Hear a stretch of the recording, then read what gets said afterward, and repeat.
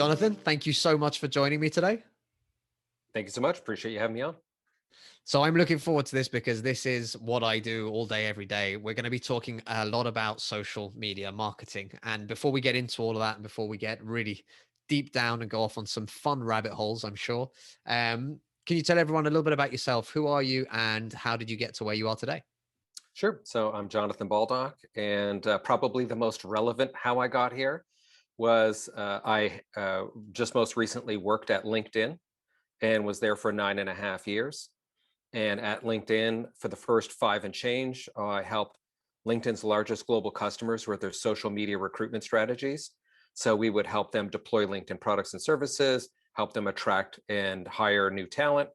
And then the final four and change years at LinkedIn, I spent my time, same type of customers, big global companies, helping them with their social sharing best practices. So utilizing, instead of just doing company page updates, utilizing their employees' networks to get the voice of the company through and out, and therefore allowing them to do things like attract new hires, build awareness around the top of the marketing funnel, get sales leads, and protect their brand. So that was really it. And then in the fall of 2020, I started consulting for a company called Social HP. And that company is one that is based around a similar kind of platform to what LinkedIn had, which was LinkedIn's was called LinkedIn Elevate. That has since sunset. I'm also happy to explain why they did that. And then Social HP is kind of the 2.0 of the advocacy space. So it solves a couple of big problems that I was experiencing with my customers when I was at Elevate and with managing that product LinkedIn Elevate. And so here I am. So this is like so many questions. Here we go. Sure, Let's fire away. try and make these all kind of make sense in my head before I get too excited. LinkedIn is for me one of still the most powerful and underutilized platforms there is. And I'm hoping you can clarify some stuff for us. And it's something that I've talked about a few times on this show. And internally, we have a conversation about a lot. LinkedIn has a content problem from what I can see. There's a fair amount of users, but I still get to the point where if I'm on the platform too much, I start seeing content from 2, 3, 4 weeks ago, and it's kind of being redished up to me. And the best kind of analysis of that I can find is the fact that actually a remarkably small percentage of users on LinkedIn are actually creating and sharing content. Is that true? Or have I just been bamboozled and taken off down the wrong rabbit holes by other people? Well, number one, seeing is believing. So I believe you've probably got a reasonable assessment for you. It depends, I think, on your network. My network is constantly producing content, but then again, who's in my network? Fortune 500 companies, lots of contacts at those kinds of companies. And so, yeah, there are that tiny percentage that are producing lots of content and putting it out there. So you're absolutely right. I think the vast majority of people are not producing content. And then there's an even smaller percentage that is sharing content, or a similar kind of percentage. And so if you've got a network that isn't doing a lot of producing, then you're going to have a limited news feed. The platform itself, and I think this spells the big opportunity. Your audience, you had mentioned, is primarily small to medium-sized business owners. And so this is the holy grail of opportunities for them, because it's a free channel where they can actually drive some results, and almost nobody's doing it. So when you think about that, it's just, can I do that? Of course, it can seem daunting. So, all of a sudden now I need to be a social media marketing expert. I need to be an expert at writing content. I'm not a writer. I'm not a copywriter. Bloody hell, like, I'm not going to do this. And so understand it's intimidating. But I think if we can peel back some of the clouds, put a little bit of sunshine on it today, we'll probably put everybody in a little bit more of a comfortable position and get them feeling like they can handle it, at least to get them started. So that's interesting. And we're going to go jump into that. The second part is, and this is something that I shout at clients about a little bit, and I got to be careful how I explain this, but I believe in being 100% open and honest with clients. So if they tell me to do something and I disagree with it, I will tell them very strongly and say, look, this is why I wouldn't do it. But if that's what you really have decided you want to do, I'll do that. But again, kind of have it noted on the record what I said, whether it works or wrong, or works, doesn't work, whatever. But one of the biggest things that I have a row about is, especially so in the UK, small businesses are still anything under £5 million, right, in Okay. revenue, which by the time you get to that level, you're a pretty big small business. Sure. But one of the big issues is for LinkedIn is people will say to me, like, we're getting no interaction on our LinkedIn company page. And Yep. I'll sit there and I'll go in and I'll say, right, okay, well, you've got 25 members of staff. And they're like that, yeah. I'm like that, okay. Why do none of your staff get involved in any way, shape, or form in any of the conversations that are to do with your brand or your business? And really interestingly, when I bring this up, most conversations, if it's on the Zoom call, go very quiet. A lot of people don't really necessarily know what to say about that. And I think this is something I'd love to ask you about. How was the best way to find that nice balance between forcing your your employees to click like and share, which obviously isn't a good idea, but Sure. getting your employees bought into this so that they're actually part of that bigger conversation? Okay, so definitely I've spent a lot of time on this particular subject. Let me back up my answer with some numbers first. Then I'll roll it forward into the how do we get employees to do this. So let's look at some numbers and let's give an example. It's an example I like to give of a company with 50 employees. I'm not concerned about the revenue, but let's just say they have 50 employees. They're all listed on LinkedIn. And this description, this example is applicable to other platforms. So LinkedIn, Twitter, Facebook, Instagram. You've got employees, they're on social. But let's focus on the example for LinkedIn. A company with 50 employees often has somewhere in the neighborhood of 800 followers, which means if they do a company page update, 800 people are going to see that update in their newsfeed, including the 50 employees, because those 50 employees are automatic followers of the company page. So technically, they have closer to 750 followers. The average person on LinkedIn has somewhere in the neighborhood of 800 connections. So if you just get one employee to share that story, you've doubled your presence. If you get all of the employees to share that, you're going to reach 40,000 people. So your one company page update reaches 800. If your employees share it, you reach 40,000. So there's a big incentive. If we realize that math, there's a big incentive to try and get our employees to share. Second piece is, what size of company, how many employees does a company have that would likely have 40,000 followers? Well, it's somewhere in the neighborhood of 2,000 employees. So if you're a company that has 50 employees and you're competing with mid-sized companies that have 2,000, or in your space, they might be large companies, how do we compete with them? Well, if we just get our employees to share the content, we immediately have the same amount of voice on the LinkedIn network as they do, because they're definitely not using their employees to send out their message. If they are, then they're competing with companies perhaps 40 and 50 times larger than them. But so this is the great equalizer. It's a free resource. Your employees already work there. All you need to do is have a conversation and see if you can persuade them to start sharing your content. Now the challenge comes, however do we get them to agree to share it? So you can have a conversation and you can say, hey, look, I would, it's a mandate. You all need to share this content. And then they're going to go, yeah, sure. And then they never will. They will say yes to your face while you're on a Zoom call. Oh yeah, absolutely, 100%. I'll definitely be doing that. And meanwhile, in their head, they're like, absolutely not. There's zero chance I'm going to do any of that. So we have to explain why we would like them to do it. Part of it is the selfish reason for your company, which is how is the company going to benefit? Well, we're going to create new leads. We're going to create some sales opportunities. If they're in sales, hey, we're going to be able to drive some sales leads for you. We're going to expand our reach, our visibility into existing customers. We're going to reach and build out relationships with new prospects. So we're going to build our reach. Perhaps they're on a team where you're struggling to hire new resources. They're understaffed and they're like, could you please hire somebody to do half my job because I'm doing two people's jobs? And so this would be much better. If you could just fill that open job, you're killing me. And the answer is, well, if you share content and you share our open jobs, then that job is going to reach your network, which has a lot of people that have similar skills to you. And so odds are it's going to increase our chances of actually recruiting somebody if you would just go ahead and share. So those are all the selfish reasons for the company, and a little bit touching on why the employees would care. The biggest reason why employees would care, and generally employers don't want to tell employees this, but the biggest reason why employees would care is because it raises their professional profile. If I'm sharing content, and it's not just any content, but if I'm sharing thought leadership, if I'm sharing industry news, and then I'm also sharing some company content, I all of a sudden look like a thought leader, industry expert, subject matter expert to my network. Well, if I'm looking for another job in the future, and at some point everyone does, it makes me more marketable.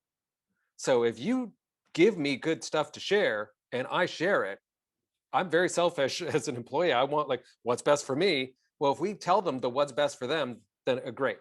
Now, the last problem is even if they all agree, very few will actually do it. And that's because it's not part of their job. So that's number one. Number two, they'll be feeling like they need to become a social media marketing expert. What story do I pick? How do I find that? What do you want me to say? And then there's a lot of lifting and they're already doing their jobs. So this is a distraction and it's a whole new set of skills that they probably don't want to have to learn. Enter in what I used to represent at LinkedIn, which is now Sunset, which is called LinkedIn Elevate, and the product that I represent now, which is Social HP, which is a platform that basically pulls in all of this important content that you would love to share out. So that also takes the intimidation factor away from the business owners who say, I'm not an expert. And so we pull in all of the thought leadership, industry news, and their company content, and then we make it available to the employees to share. Now, when I was at LinkedIn, still it was a problem, even if you gave your employees this platform, because on average, 20% would bother to log in and share. And those are the people that love new technology. They're adopting stuff. They're like, oh, this is amazing. I can't wait to boop, boop, pop, share, share, share. Look at all the likes and comments I'm getting. I'm crushing it. And so that's all fancy and that's great. But what about the 80% of your employees that went, yeah, this sounds great. And then they're busy doing their work and they completely forget about it. And it's not, it's not to their blame. It's just or detriment. It's just they're busy. And so it slips their mind. They never think about it again. They might have logged in once to sign up and then and it's off. And that was our common issue when I was at LinkedIn is that at renewal, if a client signed up for whether it was 50 employees, 100 employees, 1,000, 10,000, it really didn't matter. The math was always the same. They would only get 20% of the people sharing. And so they would say two things. Why am I paying for this number when only 20% are doing it? And then also, there's this huge missed opportunity. Each of these employees have 800 connections on average, and we're not reaching their networks. So that's the 2.0 portion of Social HP, which is employees can have a do it for me functionality, which means they sign up. And then if there's one person at the company that understands the content, knows what to share and at what frequency, then the employee just goes, okay, cool. Yeah, you guys go ahead. You're the experts. You know what you're doing. Please, share whatever it is that I should be sharing on whatever frequency I should be sharing. Make me comfortable, meaning like don't share 9 times a day, but maybe share like twice a week. Share all the good stuff. Make me look like a genius. And, make me look like the subject matter expert. Fancy, great. And then we just take care of that. It automates the process and it makes it simple that one administrator could spend an hour and a half a month and manage the calendars for hundreds, if not thousands of employees. That sounds like a good way of taking it off the desk of all the people, like you said, that will be listening to the Zoom call going, that sounds like a great plan. Thank you. And then literally Yeah, will walk away and do nothing. And God 100%. knows we've had this conversation, especially with small teams, right? Because, when you are talking about the smaller team and like you said, up to 50 people, bring it all the way down to literally having like 5 people. You're like that. You literally, you're the assets. You are the company. You're the Right. brains. You're the brawn. You're the brand, you're the culture, you're everything. Your first 4 or 5 guys or girls literally represent the embodiment of what that company is and what it will be.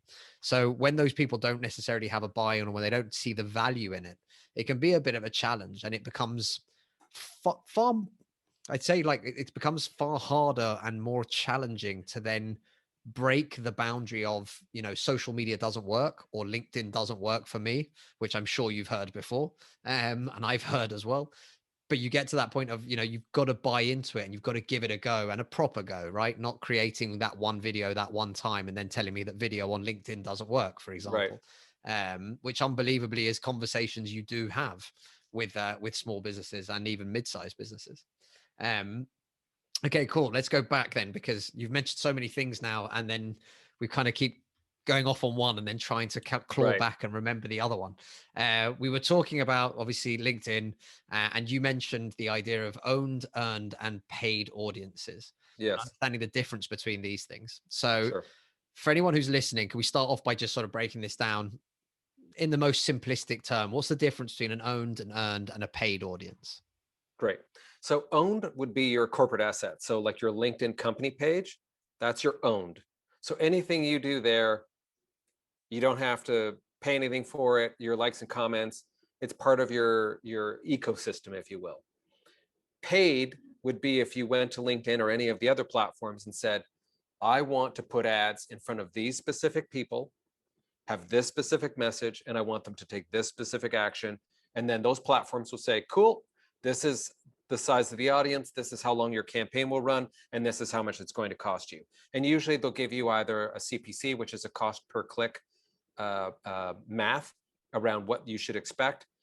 You can set a budget, those kinds of things, and you can run your campaign. The middle portion, which is earned, is the one that's very, very valuable, because if you earn it, you didn't have to pay for it. And that's like typically looked at as the networks of the employees and your network. So if you're sharing content and you get 3 likes, 2 comments, and whatever, an example would be when I was working at LinkedIn and you shared a story and I clicked like on it.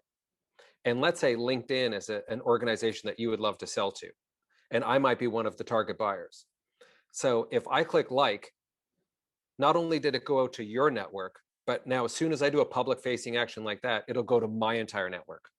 So because I was at LinkedIn for a while, I have a lot of connections. So I have a couple thousand connections. So it'll go to everyone in my network in their news feed. So that's first thing. Second is you'll hit about 300 and change people at LinkedIn, because I had a lot of people at LinkedIn that I was connected to. Not surprising. And then if I was part of that buying team, then odds are I'm connected to everybody else that's part of that buying or decision-making group. So it's also in the feed of every single person that's in the buying or decision-making group. So earned is very valuable because your employees are connected to your customers, they're connected to your prospects, they're connected to the future of your business. And as you said just a couple of minutes ago, they are your company. They are the assets of the company. And so mobilizing those assets are critical. And that's really the area that I tend to focus on the most, which is the earned portion, because it's underutilized. As we covered off the top of the conversation, almost nobody's sharing content, almost nobody's producing content. Now in my network, lots of people are doing those things, but that's where I spent my time. But as soon as we look at yours, then you'd be like, yeah, it's like recycled the same stuff. I can scroll down my feed and I'm getting old stuff pretty fast. Well, for me, it's an incredible kind of phenomenon in the way that a lot of people have the misconception, right, that social media, and they bung everything together here. They bung social media and they say, you have to pay to make social media work. And what's interesting is we work with a fair few companies that are in sectors where they can't use the advertising. So, for example, blockchain companies and cryptocurrency based companies. We've worked with some medical cannabis, CBD, hemp businesses. All of these people have very limited access to the Sure. advertising platforms that most companies will. But what's interesting is when they're doing it properly, when they're sharing good content, and again, this is the important thing, right? Just posting crap for the sake of posting crap will never Sure. work, no matter who you are. Correct. But posting good content, great content, and getting involved in your community and getting involved with your network is a huge asset. And literally, like, we've seen clients 10x the number of follows from themselves to their actual company pages with zero advertising budget. We've seen clients turn people that literally were connections on LinkedIn into a customer and get sales and actual money out of them without spending a penny on advertising, because all of these things are possible. But one of my pet hates, and something that we kind of talk about a lot, is putting the social back into social media. When all these platforms started, they were referred to as social networks. Right. And then we changed and they became social media, where we should just share pictures of or funny GIFs of cats, for example. Yeah. And the big bit that was missed was that networking part, whereby if you invest some time, if you get to know people, if you talk to people in the same way that you would as a human being in real life, it's amazing the kind of connections that you make and the kind of people that you meet and the way that you end up connected with these people in the future is insane. And I think it's just such a missed opportunity. You're absolutely right. And there's a couple of things I can add in on that. One is the posting stuff for the sake of posting stuff adds a little value. Also, even if you see people getting likes and comments on the garbage that could be posted, that's not driving any actual value for them other than them feeling good that they got likes and comments, and perhaps made some of their friends jealous that they, their photo of them holding a coffee cup from whatever store they bought their coffee from was super exciting for some reason. But that's not going to drive any, it's not going to drive any business for you. Of the 700 plus million people on LinkedIn, for example, you don't need to convince 700 million people your company is amazing. You only need to convince everyone you want to sell to. So that's sort of quick point number one. Second is your employees are twice as trusted as the brand because they're sharing it out to their networks. They know these people. So when they share something on behalf of the company, their connections are much more likely to take that share seriously. Then when we get into the thought around the kinds of contents, we need to add value. And that's where LinkedIn had a really nice ratio. For every 6 pieces of content, you would share 3 pieces of thought leadership, 2 pieces of industry content, and 1 story about you. And that story about your company was not always your product and service. It was, this is what we're doing in the community. This is how we're donating our time. Here's a profile in this awesome employee that we have, because you're really selling the brand and you're creating a connection. And when there are certain brands that if we say them, we'll have an immediate feeling, or we all agree that's what that brand's about. And perhaps those brands evolve over time, but there's some great examples of it. And so there are companies that do a better job than others. That doesn't mean you need to become Nike or you need to become Gong, which is a new like digital company that's like always in the news and crushing it on their likes and comments. That's all fine and dandy. The reality is, not everyone's going to be a unicorn, but we all think we are one. And the answer is, you don't have to, again, convince the world. You just need to convince the people that are important to you. And that conversation, which is really what it is, it's a conversation, doesn't need to happen with one share. It's not an ad campaign. It's not a paid ad campaign where you go, okay, I'm putting this ad in and then I hope they click and then they're going to buy some stuff. And then at the end of the ad campaign, you go, we didn't get enough, or, oh, yay, we got some more sales. Let's run that one again. This is different. When you're sharing through your employees' networks and you're sharing socially and you're being thoughtful about the, adding value, etc., the conversation changes from I'm pitching to, oh, Chris just shared this and it's awesome. Well, that's great. I wonder, what is Chris doing now? Oh, that's cool. He works at XYZ. Then, 2 weeks later, I see something from you. Here's something, what's going on in the industry. I'm like, oh, wow, that is so cool. I didn't realize those changes are happening. And then after that, oh, by the way, we launched this new service. And then I go, oh, wow, that's so cool, because we're actually in the market for that service. So it's having a conversation that's ongoing, which is what we would call evergreen marketing, or an evergreen channel, which it's always on, which is why it's evergreen. And then it's just constantly keeping those touch points going, that conversation going with the people that matter. I think it's an interesting concept that a lot of people, like you mentioned, completely forget about it. It's this is like the idea of like, buy now. Right. And you sit there going like, right, okay, cool. Help me out. Right. When you used to go to conferences, did you walk up to small groups of people that were talking about something else and walk up to them and go, you guys should buy this product right now, and it's a really, really good product, and it's $99, and if you buy it right now, I'll give you 10% off? Or did you walk up and be like, hey guys, what are you guys talking about? Yeah. And then slowly integrate yourself into a conversation. And it's really amazing, because if you, like, our online behaviors as human beings is useless in comparison to how we are in person.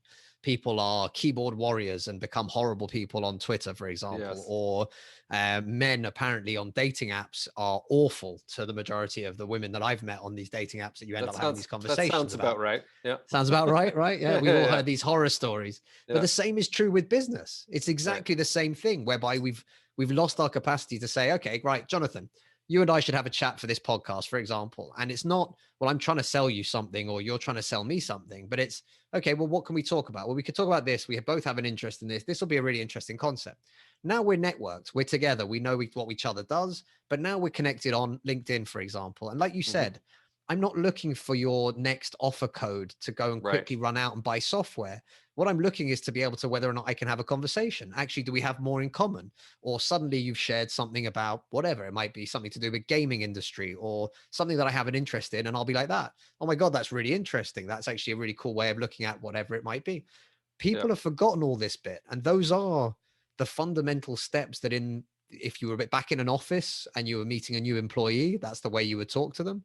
If you were at a sales conference or a marketing conference, you would talk to people in that human kind of way. You'd listen to what they were talking about. You get involved in their conversations first.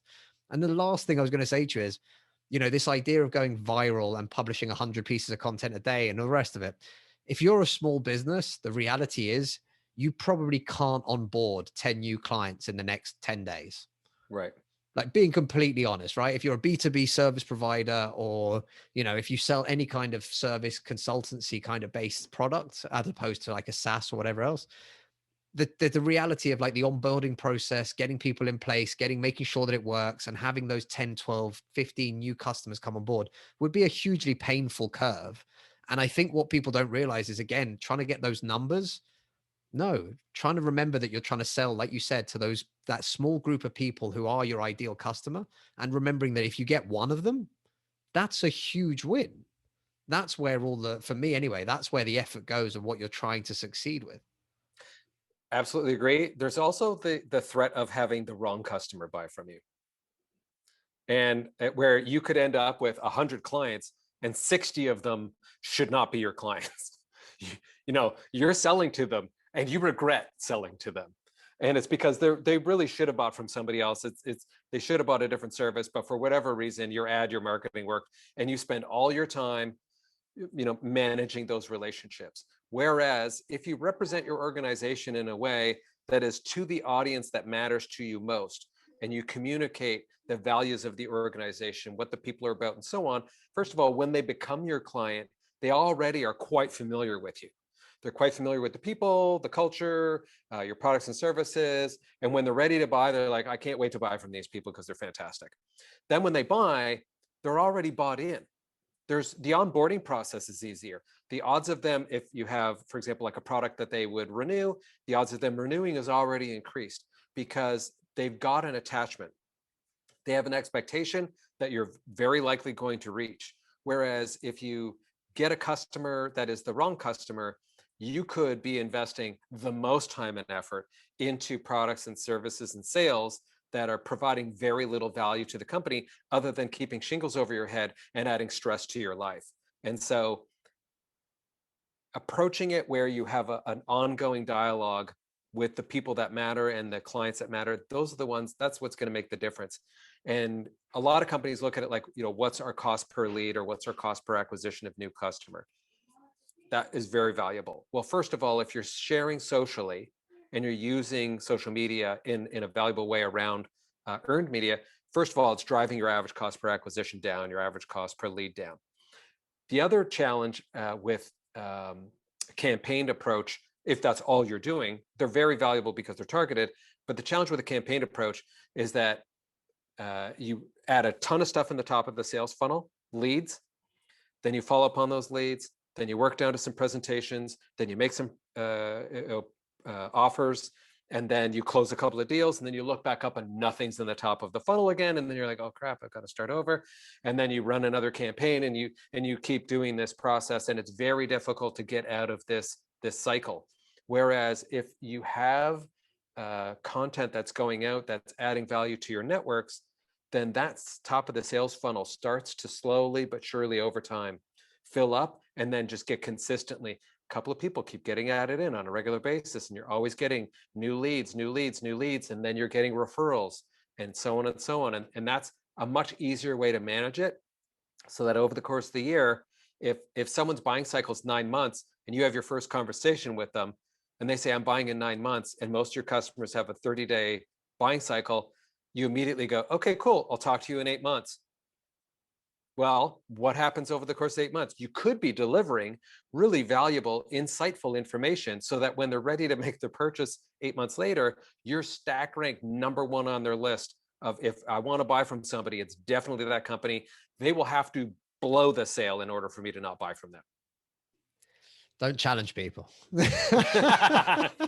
Yeah, um, there's a lot to be said, and again, I think it gets banded around too much in the sense of adding value, like right, giving a piece of sure, content. And I think one of the key things that a lot of, and again, I'm talking a lot from sort of B2B service providers in that sense, sure, but giving away the secrets, right? And people get really quite worried about this. When we talk to people at the beginning and you sit there and you say, right, okay, look, if you're a bakery, for example, giving people a secret recipe of how to make the most fluffiest muffins or whatever it might be. And they're like that. Yeah, but that's how I make my money. Like my right, muffins, you have to understand that there's an element of one, it's not because you deliver a recipe out to people freebie or whatever it might be. It might be a bad example, but it's not because you did that anyone's going to run off and open a competing bakery with you, number right, one. Number two, if they really wanted to go and open the competing bakery, they're going to do it with or without your recipe, let's for be sure. honest. Yeah, And if they really want to be horrible, they'll go and buy your cupcakes or your product and they'll reverse engineer it anyway. So one way or the other, forget about that. um, Giving value for me is number one part, whereby the relationships that I have and the customers that have really stuck with us for long periods of time that are still there now is all based on that. It's those little moments. It might be that extra half hour that I give them every now and again when they've got an idea for something. It's super far out. It's nothing to do with the scope of work that we're currently doing, but you sure, sit there and you help them out. And when it comes to the online stuff, we do this podcast where we try and get at least one thing that helps at least one person every single episode that right, goes out there. We do videos, we do lives, we answer questions, we do everything we can to throw out as much info as possible. And what we're always trying to do is that help at least one person with something. I don't care what it is, but I'll try my best to help. Too many companies are worried about giving away the secret sauce, thinking that that makes a difference, or not realizing that their source isn't even secret. Would you agree with that? I definitely agree with that. There's the odds of somebody, when you say, for example, um, when you go to do this is, you're a subject matter expert. You say, hey, when you go to tackle this subject, here are the 5 things that I typically learn in the process, and I normally screw up number 3, and I'm the expert on this. FYI, if you're heading into this kind of a project, this is what you should be focused on. Well, they're going to say, okay, one, thank you so much for this information. It's super helpful. Two, if they tackle it themselves, they'll be thinking, I really wish that person was coaching me and helping me through this, because it's really, really difficult. And then if it's really challenging, like, think about the work you had to do to get to where you are so that you could hang up that shingle or run your business. And so, you know, and even if a competitor who's watching everything you do wants to copy exactly what you just said, fine, all the power to them. The reality is if you're consistently adding value to your network, and they're periodically adding value because they're copying you, there's going to be an obvious difference there of who's really helpful and driving their customers forward, and those are the relationships that stay. Otherwise you get commoditized. So if you have a relationship where you're a trusted advisor and they rely on you for their business, it's really hard for them to get rid of you, because you're a part of their business. Whereas if you're a company that they buy from, where all they care about is price because you don't offer anything else other than your product for a set price, then the second somebody offers that exact same product or something close to it for a little bit less, they're gonna jag off and go buy the next thing from the next company. And so how do we hold on to our audience? How do we hold on to those relationships? It's exactly that. It's going the extra mile. It's providing value. It's leaning into caring about the customer and adding value. I think it's important as well. Like you mentioned, even if people are copying, and God knows, LinkedIn is actually one of the worst platforms, or at least, sorry, I notice it a lot more on LinkedIn. I'm sure it happens all over the place, but it's one of those things where, you see the same post go round from multiple people with Sure. whatever. It might be a story how I met this guy and he was running late for an interview, but I gave him the job, and at the end, it's amazing, and lots of likes and comments. And you're like that, Yeah. Jesus Christ. Like, this is Right. like the 19th time this has happened to someone in the last 6 weeks. Yeah.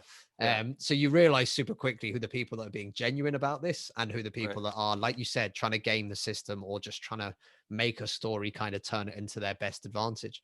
But the reality is, your clients will know that, or people, prospects as well, will know that pretty quickly. I think as well, are you actually active? Do you respond to people's comments? Are you just copying and pasting something for the sake of it? Or actually, are you interested in what they're saying? And when they are, if they've written about having a similar problem, have you seen it? Are you getting involved in that conversation? You either care or you don't, I think, is what I'm trying to say. And people will figure that one out quite quickly. So if you are just copying, it backfires you in the end, because when the people have the conversation and go, oh, what about this? And you go, hey, you've had enough freebie information from me. Give me some cash. It probably finishes that relationship for you quite quickly. Yeah, and there's a couple of things on that, but I agree with the direction where you're headed in that portion of the conversation. One, I think, is if you just post something for the sake of posting it, it's not going to drive any real value. But there is nothing wrong with, like, if you see an article from some third-party publisher and you really think it's valuable and fantastic, adding a little comment as to why you think it's valuable and fantastic, that's a good thing to do. Now, if everybody else grabs and shares that article, hey, well enough. But if that's all you do, then then you're on that narrow path. The other thing is, if someone sees something that is great and then they sort of try and take credit for it, it's a little bit of virtue signaling, which is, oh well, I agree with that too, or I think this is important, and you feel obligated to participate in the conversation, unless you're genuinely involved in the conversation. People, for whatever reason, just feel like they have to raise their hand on everything and say, me too, I think that's wrong, and I think that's right. And there are platforms that's a lot more prevalent, and people get themselves into some muddy water really, really quickly. And I've seen people lose jobs over it. And then, so sometimes it's just easier just to steer clear of it. And then the other portion is, what value does that give you anyway? What if I post something on LinkedIn about somebody that got a job somewhere and it was like a really big deal? If it's not personal to me, all the likes and comments aren't going to close deals for me. They're not going to make my network think, wow, Jonathan's really smart because he posted this video about somebody that, unless it's specifically helpful, and I'm not bulletproof on this. Like, I make my mistakes all the time, and but I at least certainly have a decent, a goal, which is to add value, right? So, I'm not perfect at it, but and it's a learning curve for everybody. But trying to get a lot of followers just for the sake of getting followers isn't gonna add value to anybody. And it's not about it getting it wrong. It's just experimenting. No, that's all it Sure. is, Jonathan. We're all experimenting all the Right. time. That's the Right. way to gloss over the fact that sometimes we all get it wrong. It's not an Yeah. issue. Yeah. But again, what you've said there, I'd rather have 100 followers that care about me, my product, my company, and have bought in some way, and that like us because of who we are, than to have 10,000 whereby you look at the actual numbers and the engagement is next to nothing. And unfortunately, it does happen. And you see it a mile away or a million miles away when you go onto a Instagram account and it's got 50,000 followers apparently, and Yeah. the engagement level is zero, and it's got like 6 likes per photo or 50 likes per photo. You don't need to be a rocket scientist to figure out what's going on at that point. So again, I'd much rather have the reverse. I'd rather have only 50 followers, but every single one of them is trying to get involved in the conversation. I mean, that's the perfect goal, Yeah. to then be able to actually have a really engaged community. So something for people to have a look at and think about. Jonathan, this has been awesome. And I feel like actually we could probably redo another whole episode just on LinkedIn for recruitment companies, which Oh yeah. I'm Yeah. probably We I'm could certainly probably do going that. to get in trouble now, because one of our clients is a recruitment company and they'll be upset that I didn't ask any questions specifically. So we might have to table that for the future. But Yeah. uh, Happy to come back and talk that through. We could dig in really deep, because before LinkedIn, I worked as a headhunter for 12 years. And so I definitely have the knowledge of that industry, and I've also got the LinkedIn bit, so we can have a good conversation around that. I'm going to guarantee that my commercial director, James O'Donnell, is going to reach out to you on LinkedIn. Sure. He's Sure. a big, big believer in LinkedIn, and he's been doing a lot of very good stuff. And he's helping some recruiters at the moment actually to get more out of LinkedIn. So I'm pretty sure he'll connect with you at some point. Before we round up, and we will do that as well, because I think that would be an awesome episode. But before we round up, where can people find you? Where can people find out more about Social HP and connect with you on the world wide webs? So starting off, for if you want to find me, just LinkedIn and just type in my name, Jonathan Baldock. I maybe you can pop a link in the bottom of the podcast as well. And it's actually the URL for LinkedIn adds my name in there because you can personalize your name into your LinkedIn URL. So it's just linkedin.com / I think it's / Jonathan Baldock. I come up. So, connect with me there. And then for Social HP, either just go to socialhp.com and you can learn about the platform.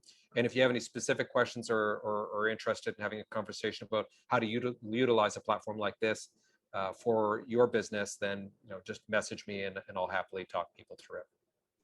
That's awesome. We'll add all of those links to the show notes. Jonathan, thank you once again for coming on the show. I've really enjoyed today's conversation. It's been a pleasure. Thanks so much.